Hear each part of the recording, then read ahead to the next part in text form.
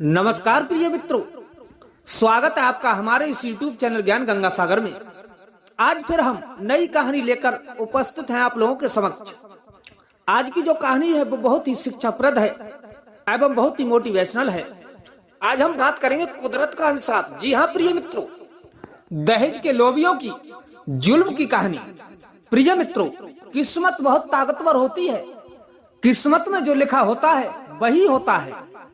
कुदरत जो करती है वो अच्छा करती है, इसमें कोई संदेह नहीं है। आइए बात करते हैं कि कुदरत बहुत ताकतवर होती है। यह इंसान को इस तरह से सबक सिखाती है कि वो कभी सोच भी नहीं सकता कि ऐसा भी हो सकता है। कई बार इंसान सोचता है लेकिन वैसा नहीं होता। जैसा कुदरत चाहती है वैसा होता है।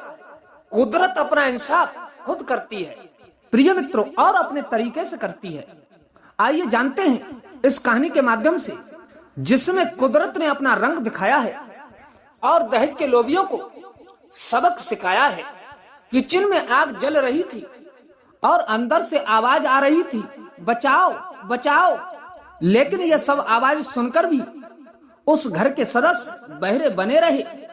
प्रिय मित्रों, अभी कुछ महीने पहले रिया और अमित की शादी हुई थी, मगर इस कलमुए दहेज ने रिश्तों की नींव हिला डाली। सास, ससुर और ननद, और यहाँ तक कि उसका अपना पति भी उसे दहेज के ताने मारता, मगर रिया हर ताने को जहर के घूंट की तरफ पी जाती। ससुराल वालों ने जुल्मों की झड़ी लगा दी और सभी जुल्मों की हदें पार कर दी। प्रिय मित्रों, क्या करती रिया? कभी कभी सोचती थी ऐसी जिंदगी से तो अच्छा है कि मौत को अपने गले लगा लूं। लेकिन माता पिता का जब ख्याल आता कि मेरे मरने के बाद उन पर क्या बीतेगी, बस ये सब बातें सोचकर रिया के कदम रुक जाते थे। इसी प्रकार धीरे धीरे समय बीत रहा था। रिया के ससुराल वाले प्रतिदिन कोई ना कोई बहाना ढूंढ लेते थे रिया को तंग करने के लिए। कभी उसके बनाए खाने में कमी निकालते थे, कभी कभी उससे इतना काम करवाते थे कि वो ठीक से आराम नहीं कर पाती थी। ना जाने कब अत्याचार से उसे मुक्ति मिलेगी और उसके साथ हो रहे अन्याय और जुल्मों का खात्मा होगा। इधर अमित और अमित के माता पिता सोच रहे थे, हम रोज रोज के खेल से तंग आ चुके हैं, अब चाहते हैं कि सब एकदम खत्म हो जाए। खत्म सब तभी होगा जब ये मर जाएगी। रिया को खत्म करने के लिए एक प्लान बनाया गया। वो प्लान क्या था? अमित को बुलाया। अमित के माता पिता ने कहा, बेटा क्या किया जाए, अब हमसे बर्दाश्त नहीं होता। प्रिय मित्रों, तब तीनों ने मिलकर एक प्लान बनाया। वो प्लान क्या था? वो प्लान ये था कि रात को किचन में गैस खुली छोड़ दी जाए। रिया रोज अपना काम निपटाकर किचन में पानी पीने जाती थी, तो उनके प्लान के अनुसार रोज की तरह रिया रात को किचन में जरूर जाएगी और उसके बाद जैसे ही बल्ब स्क्रीन ऑन करेगी, इसके साथ ही हमेशा के लिए सब खत्म हो जाएगा। प्रिय मित्रों, रात हो चुकी थी, सब लोग अपने अपने बिस्तरों पर लेट चुके थे। अभी रिया अपने काम में जुटी थी, परंतु उसके पति ने उसकी कभी कदर नहीं की। लेकिन रिया पत्नी होने का फर्ज निभाती रही। इधर रात को अपनी सास के पैर दबाने के बाद रिया उनके कमरे से निकली और किचन की तरफ चली। अमित अपने कमरे में लेटा था। आम तौर पर वो रिया के जाने से पहले सो जाता था, लेकिन आज उसे नींद नहीं आ रही थी। शायद वो खुश था कि उसके रचित चक्रव्यूह से आज उसे रिया से हमेशा हमेशा के लिए छुट्टी मिल जाएगी। प्रिय मित्रों, रिया किचन की तरफ बढ़ रही थी। किचन का दरवाजा खुला था। जैसे ही बल्ब जलाया गया, तुरंत आग ने पूरा किचन घेर लिया।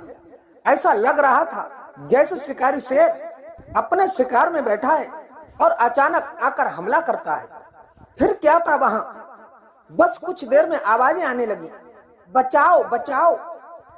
इधर अमित और अमित के माता पिता सब कुछ सुनते हुए भी बहरे बने हुए थे। वो जाते भी क्यों? क्योंकि उन्होंने ही तो ये प्लान बनाया था। 2 मिनट बीत गए, वो लोग उठकर किचन की तरफ गए। अभी किचन की तरफ पहुंचे ही थे, वहां का दृश्य देखकर उनके होश उड़ गए। प्रिय मित्रों, कहानी में नया मोड़ आ गया। कुदरत अपना इंसाफ कर चुकी थी उन्हें अपनी आंखों पर विश्वास नहीं हो रहा था। उन्होंने देखा कि बहू सामने खड़ी है। तभी आवाज आई, भाभी मुझे बचा लो, मैं मरना नहीं चाहती। प्रिय मित्रों, ये आवाज अमित की बहन शीतल की थी। इधर रिया अपनी जान पर खेलकर अपनी ननद शीतल को आग से निकाल कर लाई। उन लोगों को समझ नहीं आ रहा था कि यह सब कैसे हुआ। प्रिय मित्रों, कुदरत भी क्या चीज होती है।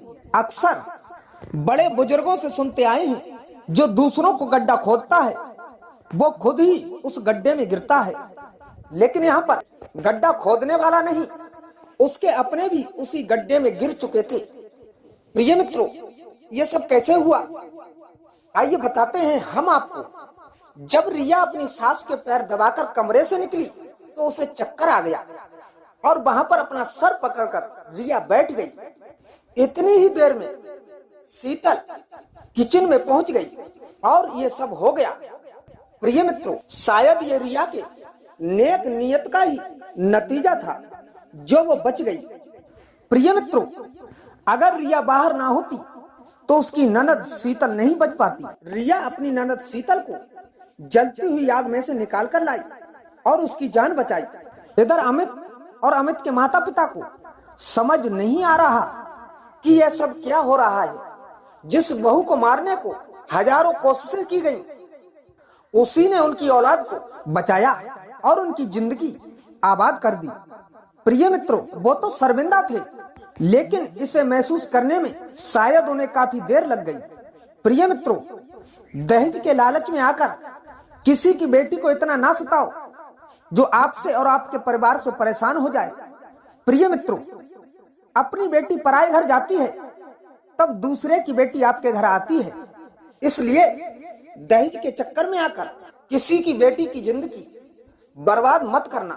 प्रिय मित्रों, हर रोज हमारे चैनल पर ऐसी वीडियो अपलोड होती रहती हैं, तो आपसे हमारा एक निवेदन है, अगर आप हमारे चैनल पर नए मेहमान दर्शक बंधु बनकर आए हैं तो कृपया करके हमारे चैनल को सब्सक्राइब अवश्य करें और इस वीडियो को ज्यादा से ज्यादा शेयर करें अपने सगे संबंधियों के लिए। और हमें कमेंट बॉक्स में अवश्य बताएं कि कैसी लगी आपको ये कहानी। मिलते हैं नेक्स्ट वीडियो में, तब तक के लिए जय श्री कृष्ण, जय श्री श्याम।